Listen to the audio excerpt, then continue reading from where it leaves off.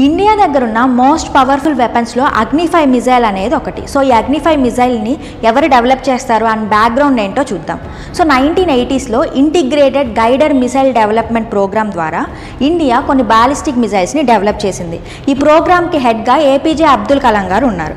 So ballistic missiles means high altitude unguided missiles.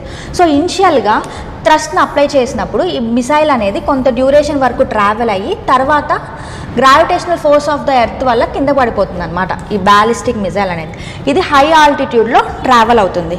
So దీన్ని కొంత దూరం వరకు మనం కంట్రోల్ చేయగలం, అందుకే దీన్ని అన్గైడెడ్ మిసైల్ అన్నాం. సో ఈ ప్రోగ్రామ్ ద్వారా ఇండియా కొన్ని బాలిస్టిక్ మిజైల్స్ని డెవలప్ చేసింది. ఒకటి పృథ్వీ, ఆకాష్, అగ్ని, త్రిశూల్ అండ్ నాగ్. సో పృథ్వీ అనేది surface to surface missile, Akash surface to air missile, Agni surface to surface missile, Trishul surface to air missile and Nag anti tank missile. So ఇది ఫైర్ అండ్ ఫర్గెట్ మోడల్లో work అవుతుంది.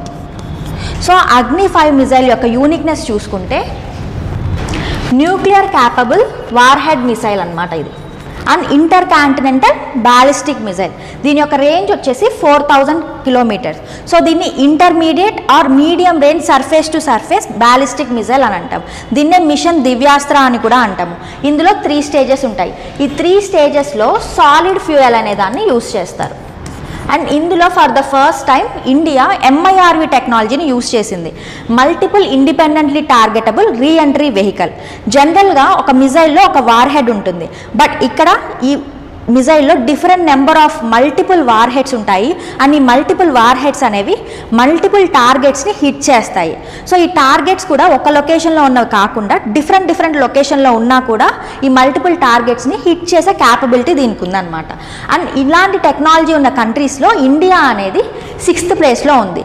First 5 ప్లేసెస్లో US, UK, France, Russia and China అనేవి ఉన్నాయి.